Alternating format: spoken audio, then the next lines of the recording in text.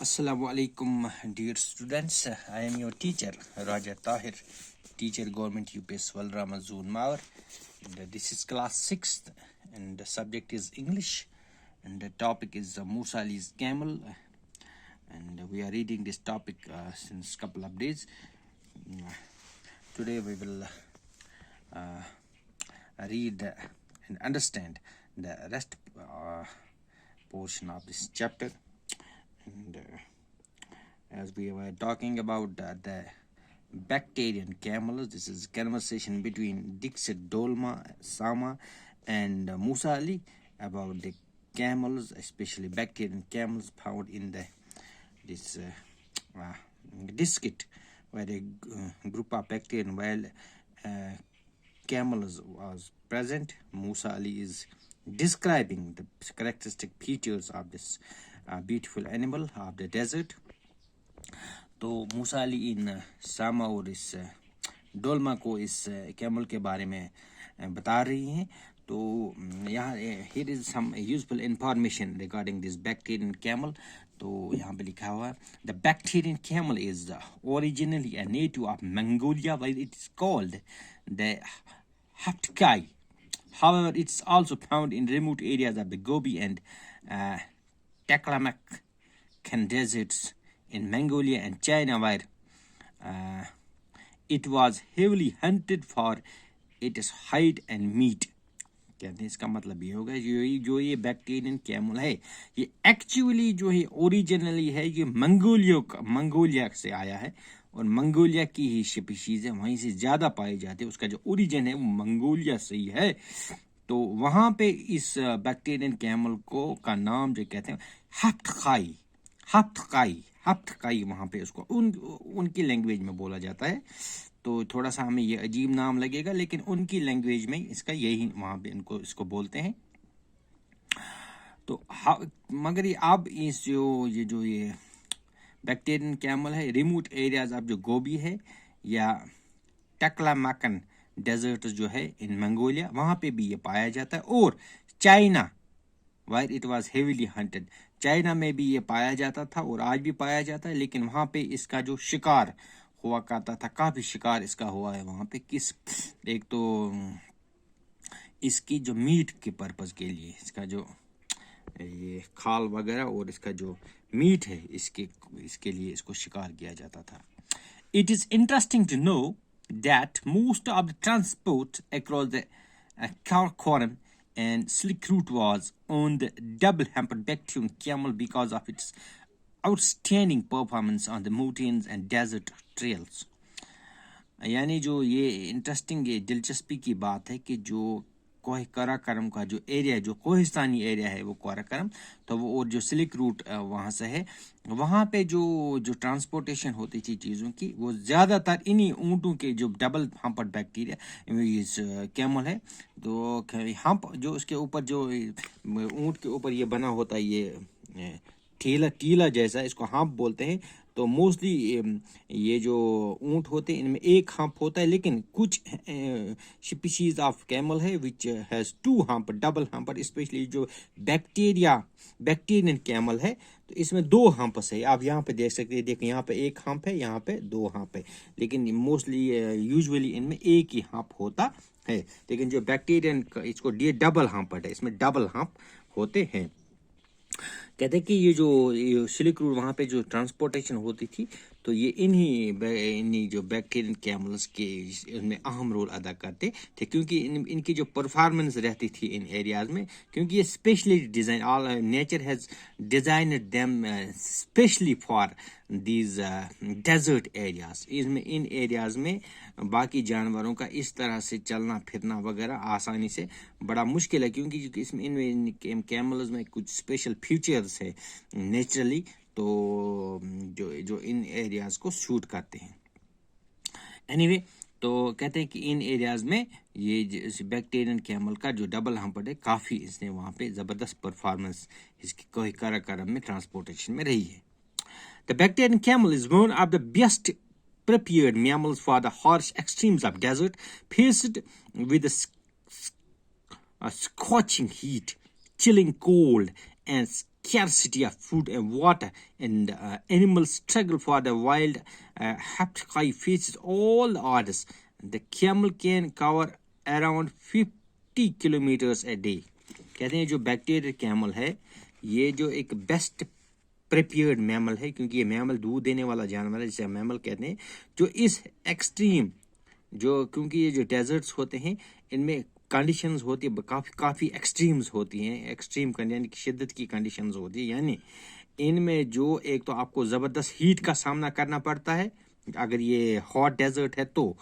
تو یا اگر یہ کولڈ ڈیزرٹ ہے تو وہاں پہ آپ کو زبردست ٹھنڈی کا سامنا کرنا پڑے کیونکہ وہ کافی -30-40 ڈگری وہاں پہ ٹیمپریچر رہتا ہے. اور ان ڈیزرٹس میں بہت کولڈ اینڈ ہاٹ ڈیزرٹس میں ایک تو اسکیرسٹی آف فوڈ کی کافی کمی رہتی ہے، غذا کم ہوتا ہے ان ایریا میں فوڈ،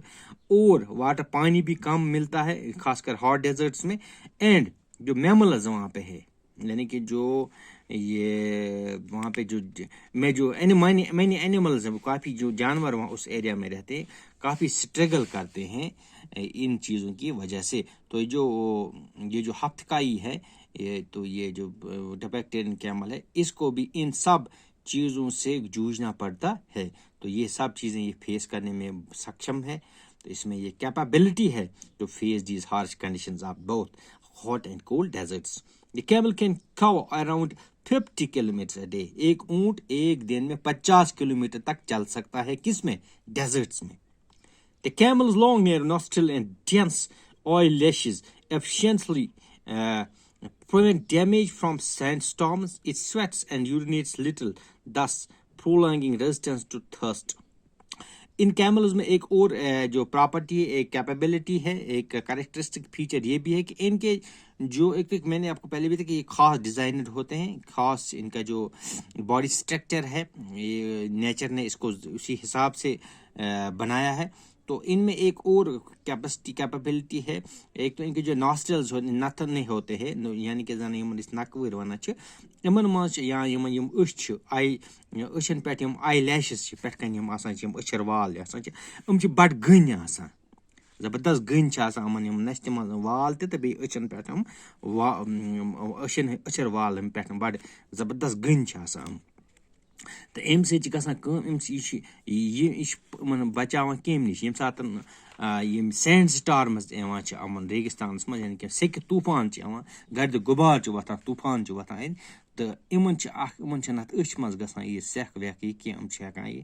آرام سان پتہٕ یہِ فیس یہِ پرابلم کٔرِتھ. یا نستہِ کِنۍ چھِنہٕ یہِ گردِ غُبار زیادٕ یِمن نستہِ کِنۍ انٛدر اژان کینٛہہ یُس یِمن ریسپریٹری پرابلم پتہٕ ہٮ۪کہِ کٔرِتھ. So these special features prevent them from these harsh conditions of sandstorms to get any sort of damage to their bodies. It sweats and urinates a little. اور ایک اور پراپرٹی ایک اور کریکٹرسٹک فیچر ہے یہ، ایک تو یہ اس میں جو سویٹ یعنی کہ پسینہ یعنی کہ ٲرکھ چھِ أمِس کمٕے یِوان، اونٹس چھِ ٲرکھ یِوان کم، تہٕ اَمہِ سۭتۍ کیٛاہ گژھان چھِ کٲم، بیٚیہِ چھِ اَمہِ سۭتۍ چھِ گژھان أمِس کٲم ییٚلہِ أمِس ٲرکھ چھِ یِوان کم بیٚیہِ چھِ یوٗریٖن تہِ کم کران، پِشاب تہِ چھِ لۄکُٹ پِشاب چھِ کم کران. اَمہِ سۭتۍ چھِ أمِس یہِ چیٖز گژھان أمِس چھُنہٕ زیادٕ ترٛیش پتہٕ لگان کینٛہہ. ییٚلہِ یُس اِنسان زیادٕ لۄکُٹ پِشاب کرِ تہٕ بیٚیہِ یَس ٲرکھ زیادٕ یِوان أمِس چھِ پتہٕ یہِ لِکوِڈ کم گژھان باڈی منٛز، أمِس چھِ ترٛیش ہٕنٛز زیادٕ ضوٚرتھ پیٚوان، أمِس چھِ ترٛیش لگان. تہٕ لہذا اونٹس منٛز چھِ یہِ کیپیبلٹی، یہِ چھُ أمِس چھِ ٲرکھ تہِ کم یِوان تہٕ أمِس چھُ یوٗریٖن تہِ چھُ کم کران تہٕ اَمہِ سۭتۍ چھِ یہِ واریاہ ٹایمس تام ترٛیشہِ بغٲر تہِ روٗزِتھ ہٮ۪کان. تہٕ اَمہِ علاوٕ تہِ چھِ أمِس کینٛہہ فیٖچٲرٕس ییٚمہِ سۭتۍ یہِ واریاہس ٹایمس ترٛیشہِ بغٲر روٗزِتھ چھِ ہٮ۪کان، کیٛازِ أمِس چھُ ڈبل ہمپ، اَتھ منٛز چھُ فیٹ سٹور روزان، غذا چھُ أمِس پرابلم اَتھ منٛز گژھان، آب تہِ چھُ اَتھ منٛز سٹور روزان تہٕ یِم چیٖز چھِ أمِس مدد کران. اسپیشل ایڈیپٹیشن. اب اس کا ہم دیکھیں گے special adaptation.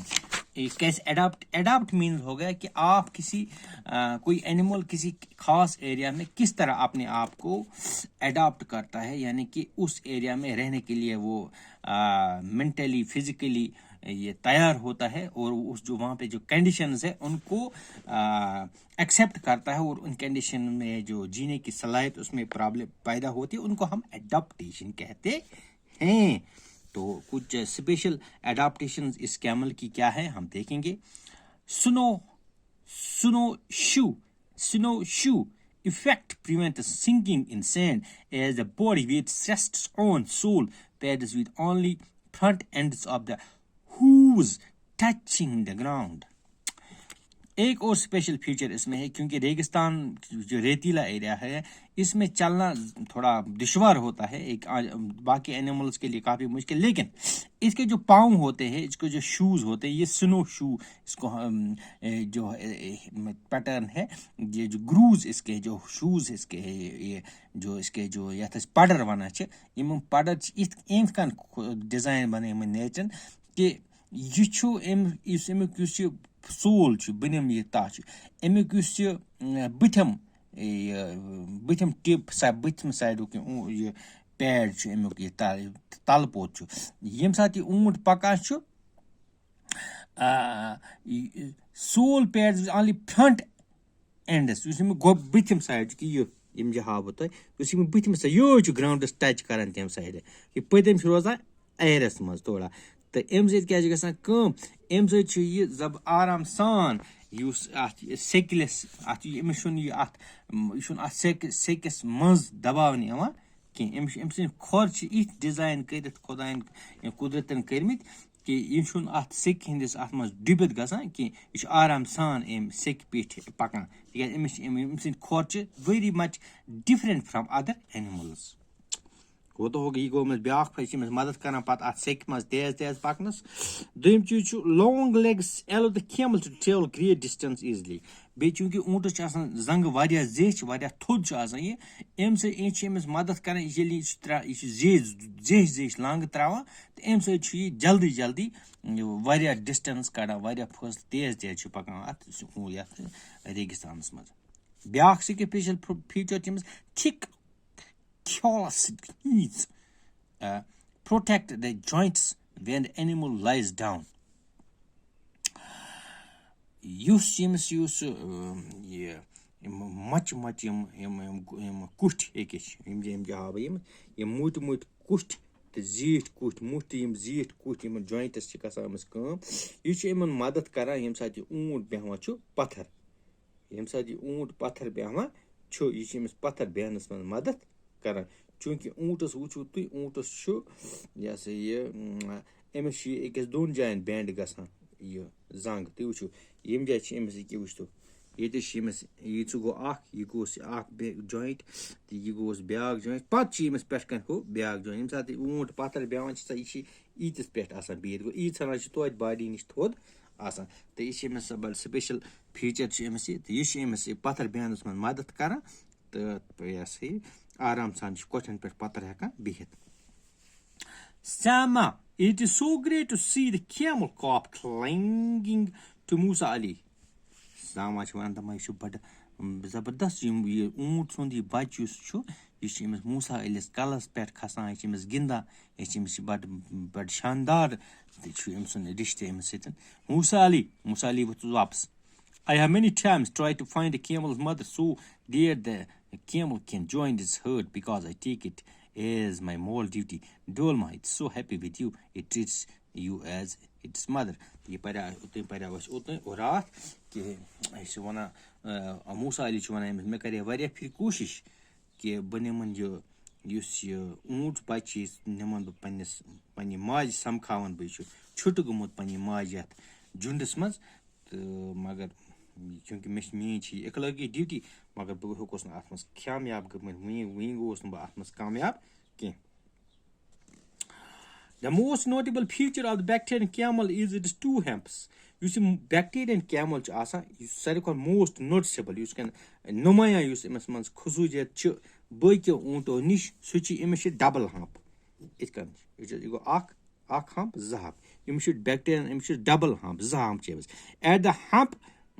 the hump the average weight of the camel is 6-7 feet. یہ ہمپ چہِ جایہِ اگر أسۍ مینون أسۍ گراوُنٛڈ پٮ۪ٹھ یوٚت تانۍ یہِ چھُ 7 فُٹ أتِس آسان تھوٚد کوٗتاہ 7 foot. A common misconception is that the camel's humps are used for storage of water. عام طور پر یہ چھُ it is reality the humps contain a huge amount of fat, approximately 36 kgs, which is used when the food is scarce. This feature gives the camel the ability to live for many days without food. اکثر چھِ یِوان وَننہٕ کہِ یُس ہسا یِم اوٗنٹ چھِ یِمن یُس یہِ ہمپٕس چھِ اوٗنٹ اَتھ منٛز چھُ آسان آب جمع مگر ایکچُؤلی چھُنہٕ یِمن ہمپن منٛز چھُنہٕ آب واٹر آسان جمع کینٛہہ بٔلکہِ أمِس اَتھ منٛز چھُ آسان فیٹ جمع فیٹ یعنی کہِ چرٕب چھُ اَتھ منٛز جمع آسان تہٕ یُس یہِ چرٕب چھُ آسان یہِ چھُ لگ بگ چھُ أکِس اوٗنٹس أکِس یَتھ ہمپس منٛز آسان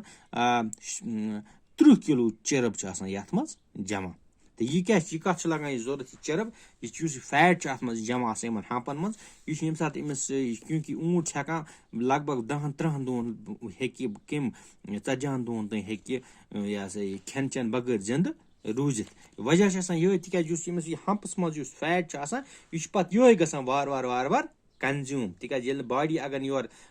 اِنٹیک آف فُڈ کنٹِنیوٗ روزِ کینٛہہ تیٚلہِ چھُ ہٮ۪کان پتہٕ باڈی ہُنٛد یُس فیٹ چھُ آسان یہِ باڈی چھِ پتہٕ کیٛاہ کران یِہوے یوٗٹِلایز چوٗنکہِ اوٗنٹ چھُ تھاوان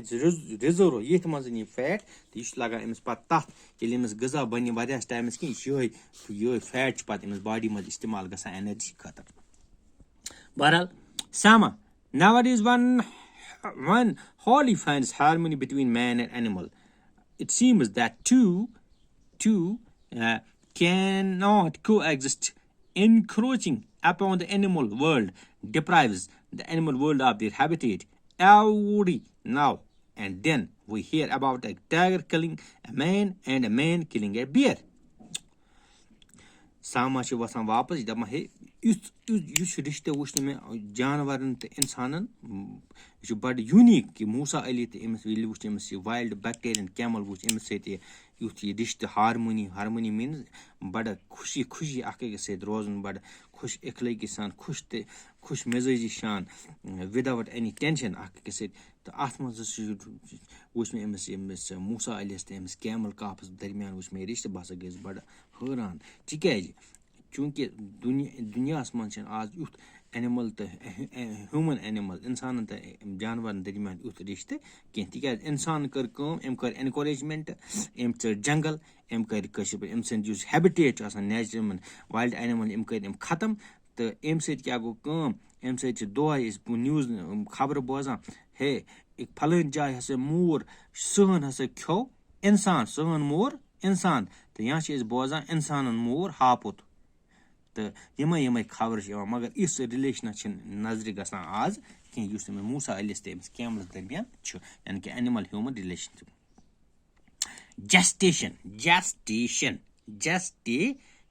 Gestation means gestation period is a biological term and regarding the reproduction the issue gestation period چھِ وَنان أسۍ reproduction یعنی کہِ intercourse پتہٕ بچہِ زٮ۪ونس تانۍ یُس یہِ پیٖریڈ چھُ روزان یُس یہِ ٹایم چھُ روزان اَتھ چھِ وَنان أسۍ جسٹیشن پیٖریڈ اَتھ چھِ وَنان أسۍ بایولجی منٛز جسٹیشن پیٖریڈ تہٕ اوٗنٹ سُنٛد پرٛٮ۪تھ کٲنٛسہِ اینِملس چھُ جسٹیشن پیٖریڈ آسان بچہِ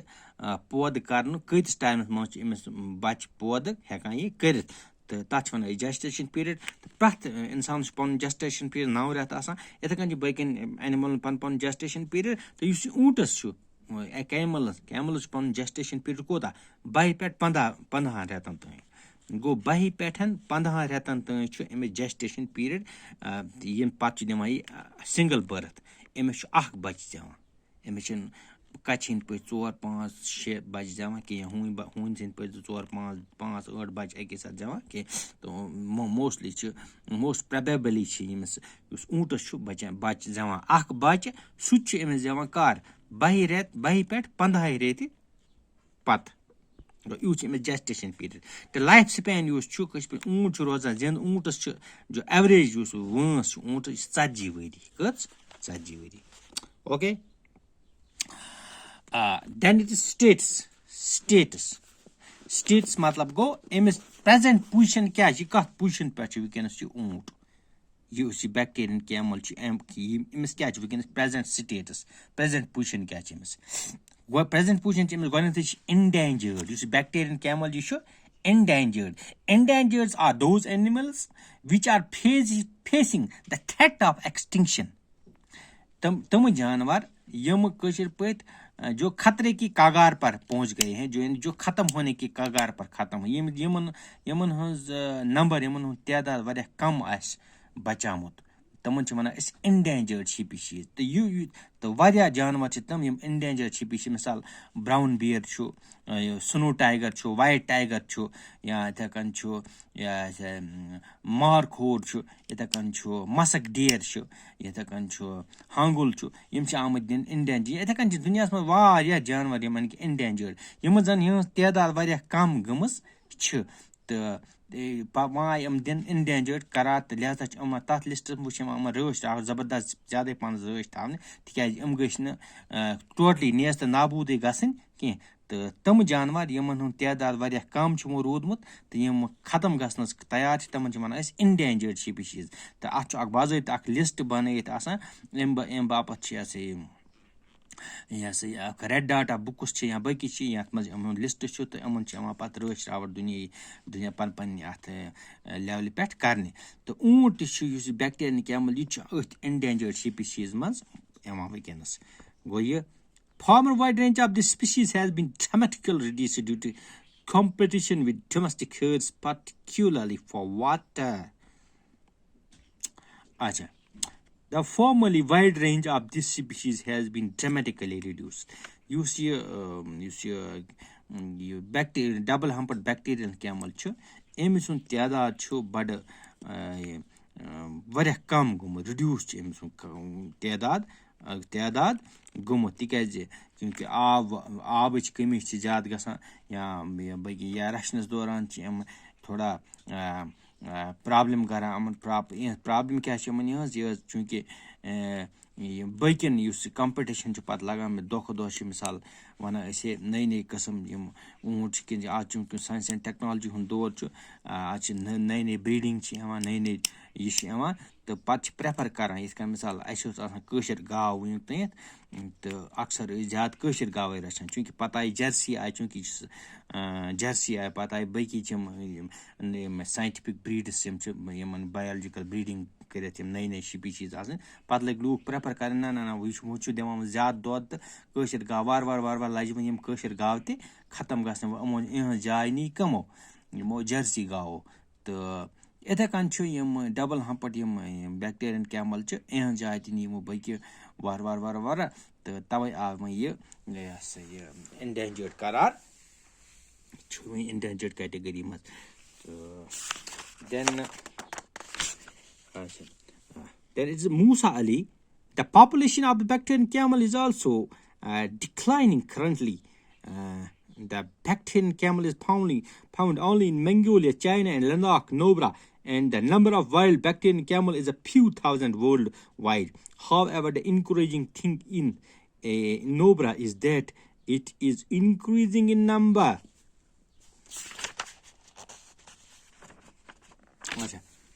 موسا علی چھُ وَنان یِمن دَپان چھِ کہ یُس جو پاپولیشن ہے جو بیکٹیرین کیمل کی جو پاپولیشن ہے یہ دن بہ دن گھٹ رہی ہے ڈکلائننگ کم ہو رہی ہے دس is decreasing day by day and جو بیکٹیرین کیمل ہے یہ اب صرف منگولیا چائنا اور لداخ یا نوبرا میں پایا جاتا ہے تو اور اس کی جو کچھ ہزار ہی یعنی کہ جو ان کی جو نمبر ہے ان کا جو تعداد ہے صرف کچھ ہزار ہی پوری دنیا میں رہ گئے ہیں مگر ایک انکوریجنگ بات یہ ہے ایک اچھی بات یہ ہے کہ نوبرا جو ولیج ہے چائنا جو نوبرا کا ایریا ہے اس لداخ کا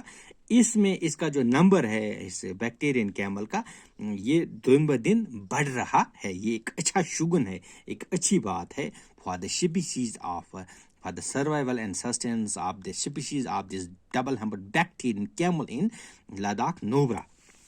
That is good thing to hear. یہ ایک اچھی بات ہے. I think that this is enough for today, dear students. And tomorrow we will proceed onwards and we will read the remaining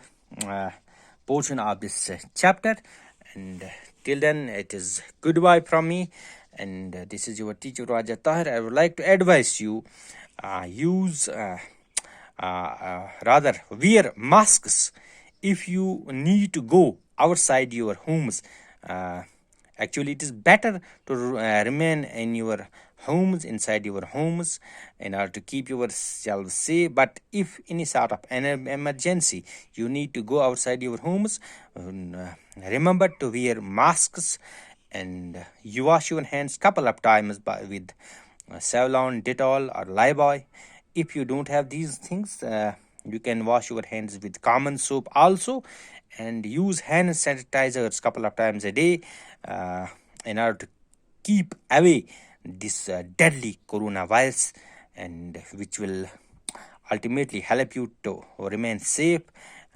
yourselves as well as your family members. uh, Keep social distances, avoid social gatherings. Assalamu alaikum wa rahmatullahi wa barakatuhu. Tomorrow we will meet again, inshallah.